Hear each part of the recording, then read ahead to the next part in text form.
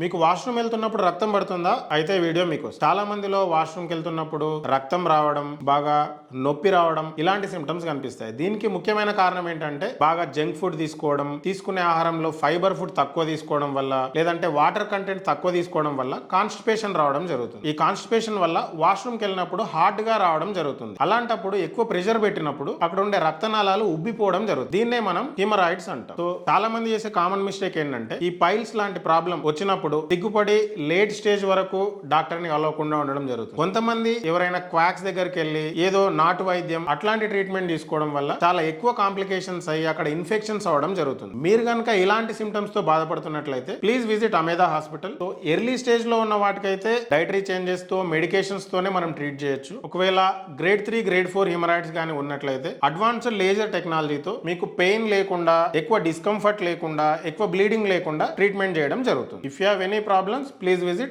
Ameda Hospital.